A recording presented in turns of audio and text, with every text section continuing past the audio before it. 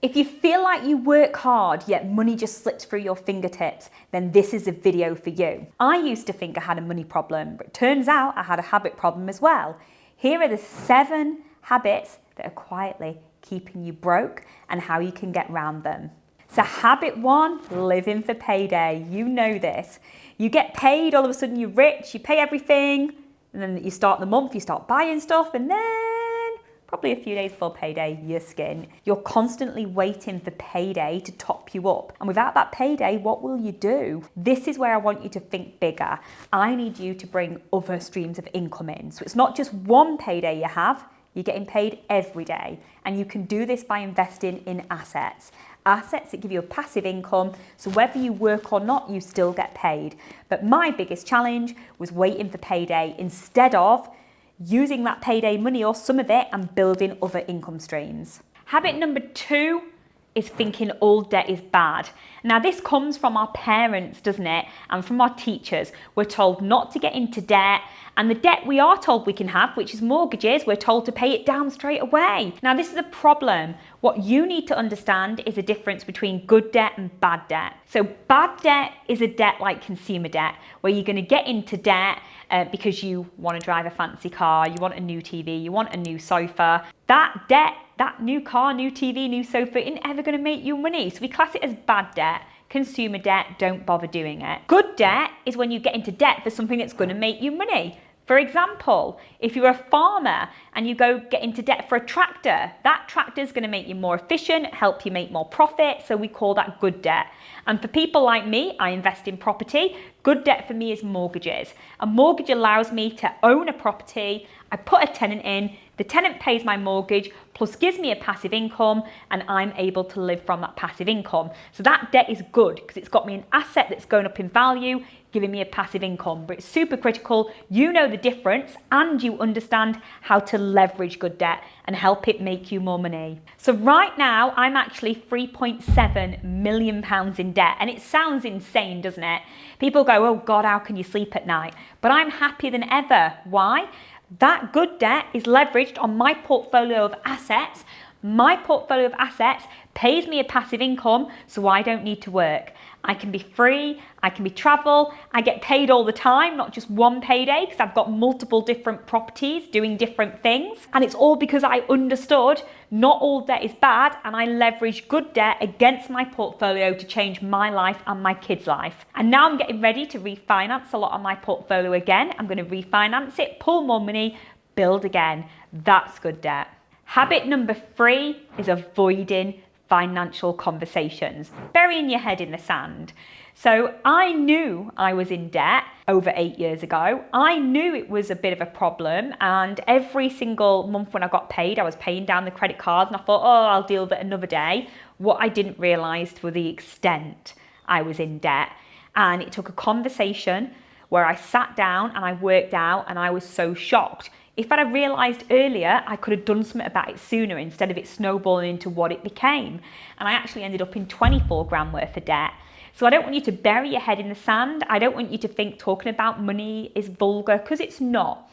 Money isn't good or evil. Money is just neutral. Learn to talk about it. Talking about it means you're open to it and you'll manage it and control it properly. But don't avoid those hard conversations. Have them, deal with it, and then make a plan to change your life. I was debt-free in 12 months because of property.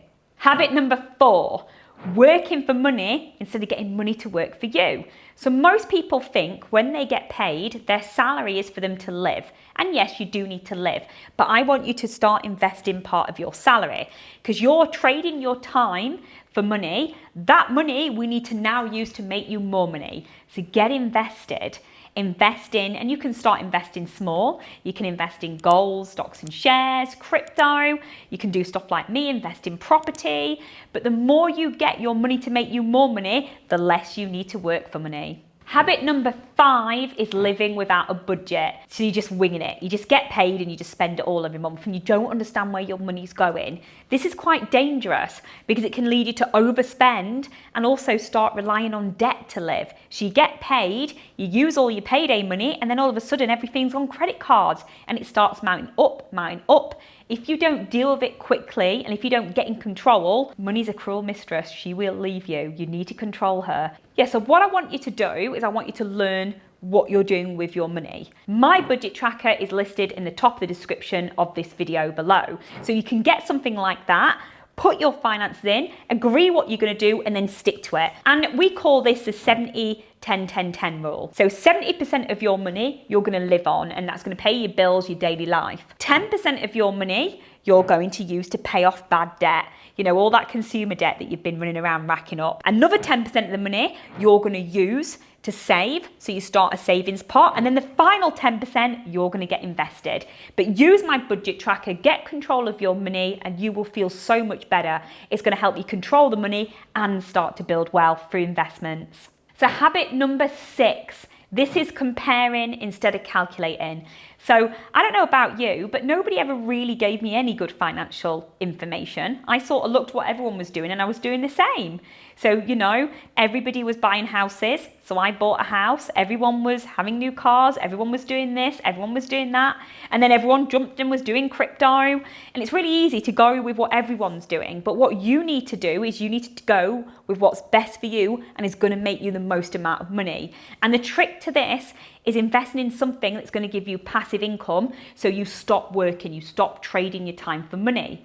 Then you can reclaim your time, do what you were born to do, and live an amazing life. So stop doing what everyone else thinks is a good investment. Like my mum the other day was telling me that this wine investment was the best thing ever. And I'm like, I don't think so. I'm going to stick with what I know works, what the millionaires and billionaires are doing. That is property investing.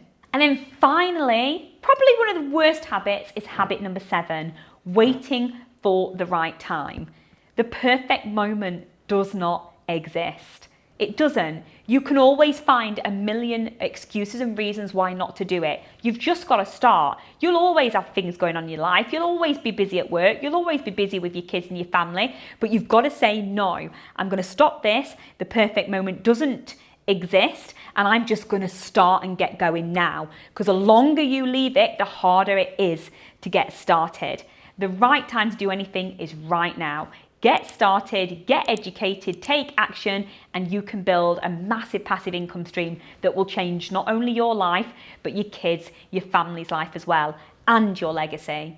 So this is all the things I've learned in building millions of pounds over the last 8 years. I went from being 24 grand in debt as a single mum of 2. I didn't own any property and I was relying on debts to live.